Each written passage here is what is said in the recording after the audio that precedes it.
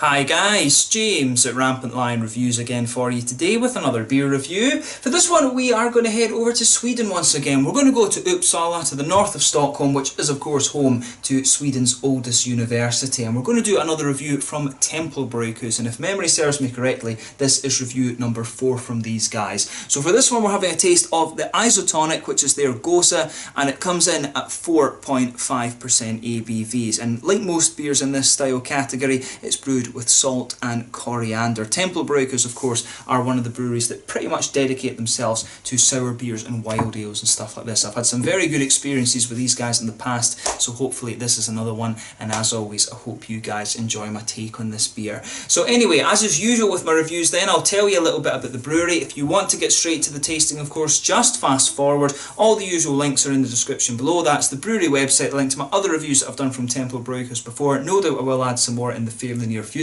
There's all the usual social media. If you want to see more beer reviews, do please consider subscribing to the channel. The whole channel, of course, has a geography-based tagging system, so you can go into the homepage and search for beer based on country, city, state, county, prefecture, whatever it is you're interested in. Do check out the playlist of beers from different countries. There is one there for all the Swedish beers that I've reviewed for you before. That's constantly being added to, and as always, please do get in touch and let me know some of the other beers and breweries that you guys would like to see me review. It's always great to hear from you guys that are watching the videos, and the support that you show the channel is hugely appreciated. So anyway, to tell you a little bit about Tempel Brygghus then. So Tempel Brygghus was founded back in 2014 by Arvid Lundgren, and they're currently based just outside of Uppsala. Like I said, it's maybe about an hour or so to the north of Stockholm and home to Sweden's oldest university. But the brewery apparently has its roots in Västerås, and Arvid was apparently a home brewer before starting up his own company. But they shared premises originally with Jackdaw before establishing their own brewery, which is located about 5 kilometres outside of the city of Uppsala, and this has a capacity to brew around 100,000 litres of beer per year, although they do say that this can be expanded later on, and they are working to do that at the moment from what I understand. But he's joined at the brewery by Johan Homedal, who previously worked for the Slottskällens brewery in Uppsala as well, the Castle brewery, and I'm sure you've seen me review one of their beers before. I'm sure it was an Imperial Stout or something like that, and that was really quite good as well. But this brewery, like I mentioned, specialise in sour beers, and they do plan to add non-sour beers like IPAs and stuff like that to their repertoire at some point. From what I've seen, they haven't actually done it so far, but these guys are doing a lot more collaborations and things like that recently.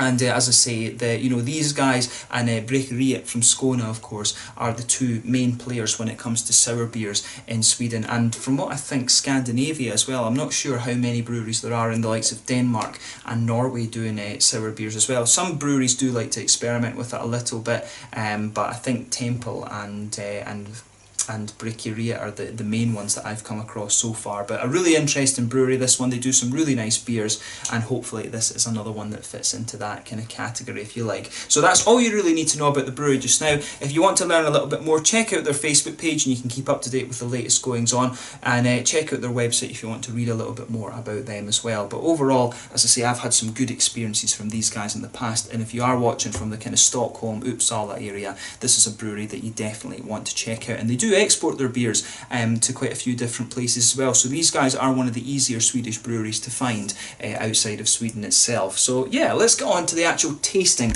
of this beer itself. So I have to say, I do like the artwork on this one. There you can see the wizard, I guess, or the sorcerer. I'm not sure exactly which word is correct to use, but there you can see him with the skull and kind of magicking up some kind of potion or something like that. I'm not quite sure exactly what he's doing, but yeah, you can see on the back here, there is the Tempel Brygghus symbol, the kind of inverted Illuminati, if you like. That is also on the bottle caps for the beer as well. But like I told you, this guy, 4.5% Gosa, however you want to pronounce it, and it's brewed with salt and coriander, as is kind of common for this style. So yeah, without further ado then, I guess let's get this guy out and we'll get on with the tasting.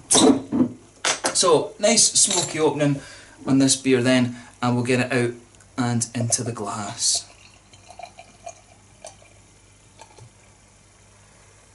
There you are.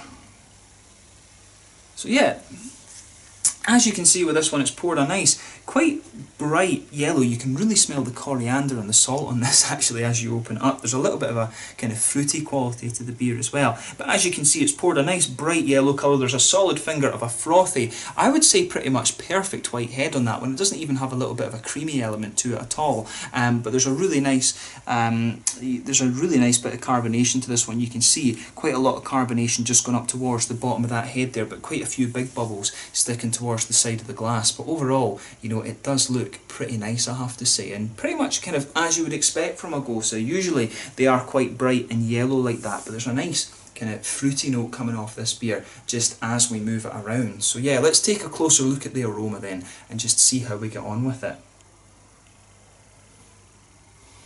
Oh yeah.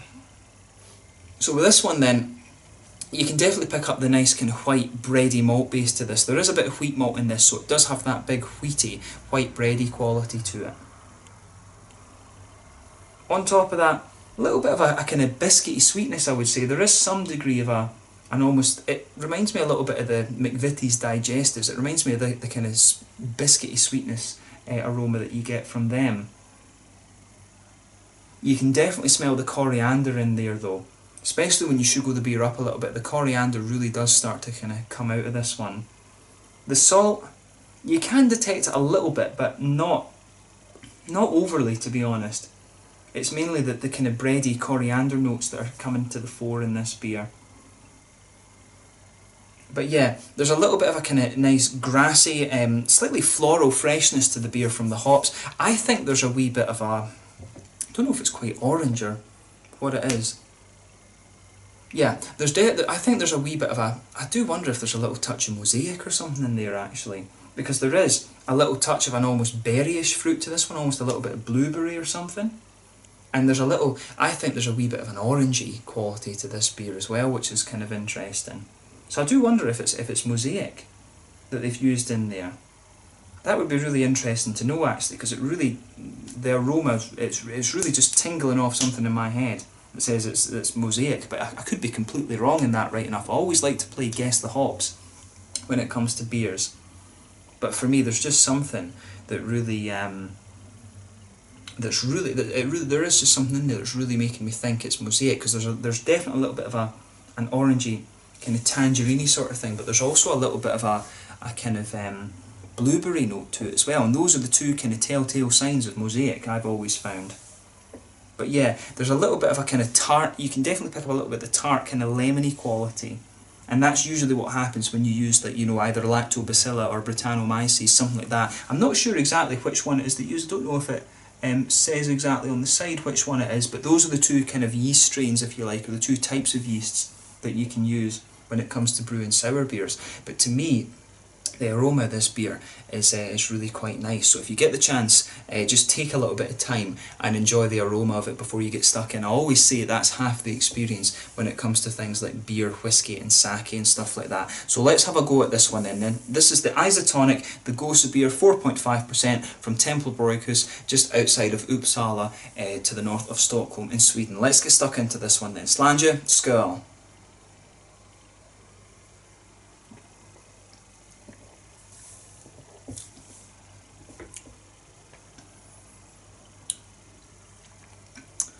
Yeah, it's a pretty nice beer, this one.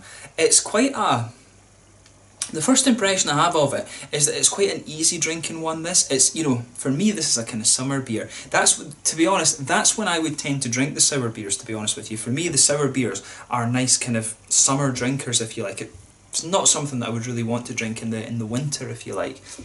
Winter's more the time for the kind of imperial stouts, the Doppelbocks and stuff like this.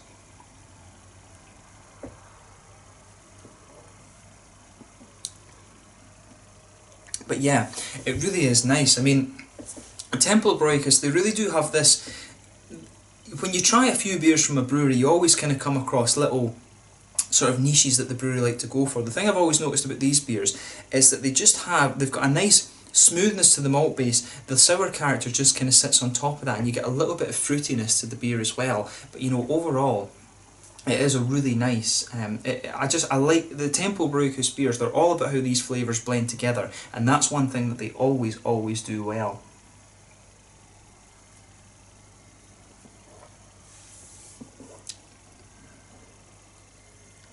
But yeah, it is nicely done, that. So in the middle of your palate, you'll just get this nice white, wheaty, bready quality. That just goes right across the middle of your palate and forms the kind of backbone of the beer. As you go further and further into the aftertaste, it just smooths out a little bit and you get a little bit of a kind of sweetness to it. You can feel the coriander pushing its way out as you go further and further into the aftertaste of this beer as well. I want to say that just down the middle of your palate there's a little bit of a slightly biscuity sweetness coming out of the beer as well, which is quite nice.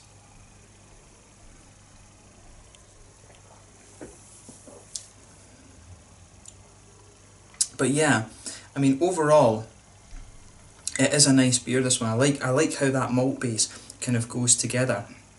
In terms of the saltiness, that comes out a little bit in the aftertaste as well. You can detect that this beer is just a little touch salty, but it's not kind of overpowering. I mean, this goza, for me, it's quite a sort of subtle one. It is meant to just be a kind of easy drinker. For me, this is a goza that would be a good introduction to the style for those that aren't really quite used to it, or those that aren't too familiar with sour beers. That's what I would say about this one. Some of the other beers that these guys do at Tempel are a little bit more bold in terms of the kind of sour beer qualities and stuff like this. This one, I think, is just a little bit more easy going. So if you're trying sour beers for the first time, or you're trying the Tempel beers for the first time, start off with this one, because it's just not quite as in your face as some of the other ones. It's a nice, easy going drinking beer, this.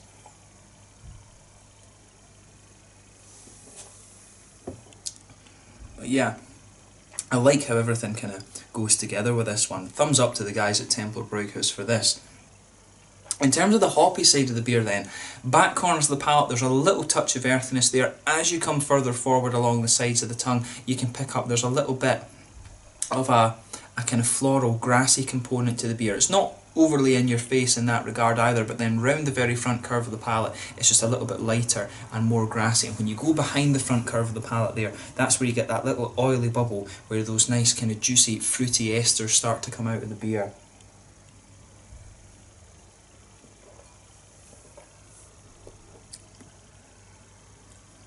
So yeah, just behind that, the front of the tongue, I think there is a wee touch of a kind of orangey, tangerine-y quality to this beer, and there's a bit of a kind of berryish fruit coming out on the end. As I say, I really do wonder if there's a little bit of mosaic in here. I wouldn't be surprised, to be honest. As I say, that it could well just be a complete guess, to be honest with you.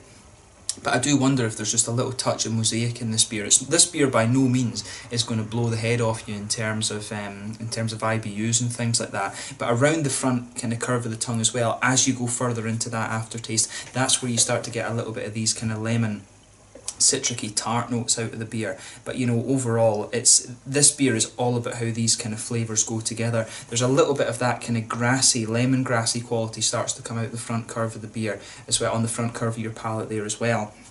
But for me, it's really nice just how everything goes together in this one.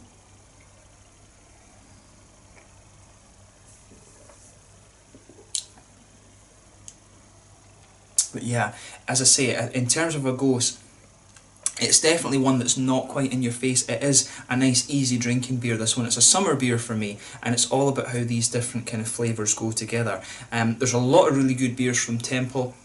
This one is, I would say, this one's probably their most sessionable beer. I mean, at 4.5%, I'm not sure. I mean, I thought most Goza beers were kind of around somewhere between 4 and 6, so I think this one is on the lighter side of the scale, if memory's serving me correctly, of course. But it's just a nice, easy going one, so check it out for yourself and just see what you think of it. I quite like this one. I certainly wouldn't hesitate to drink it again, but for me it's definitely a nice kind of summer hot day beer, this, more than anything.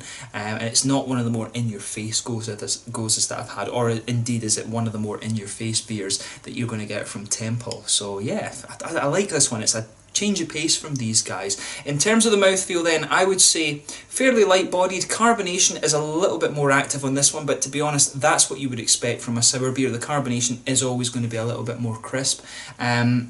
Mouthfeel overall, it's got a bit of wetness to it, this one, but there's a little touch of oily quality in there as well. A little bit of hoppy bitterness. Malt base overall is quite smooth, but there's a little bit of sweetness there, comes out over time, and then a little bit of a juicy fruity character as well. But overall, it's a really nice beer. It's a very solid one. You wouldn't expect anything less from the guys at Tempel Brygghus. They've done a nice job of it, and I certainly wouldn't hesitate to drink it again. So I think that's a good place to kind of leave it with this one. So yeah, an interesting goes of beer from Tempel Brygghus, and if you're interested in Scandinavian sour beers, Tempel Brygghus and of course Bryggeriet from Landskrona in Skåne are another brewery that you definitely want to check out. So yeah, once again, thank you for watching my beer reviews. Until the next time, please like, subscribe, share, all the usual YouTube stuff. Let me know your own thoughts on this beer in the comment section below. Let me know what your favourite beers are from Tempel Brygghus as well. And do let me know if there are any other sour beer breweries, operating in Sweden or Norway and Denmark. Of course, I would love to review some more Scandinavian sours, but thank you once again for watching, and I will catch you guys very soon. Make sure you check out my social media and all of these kind of things,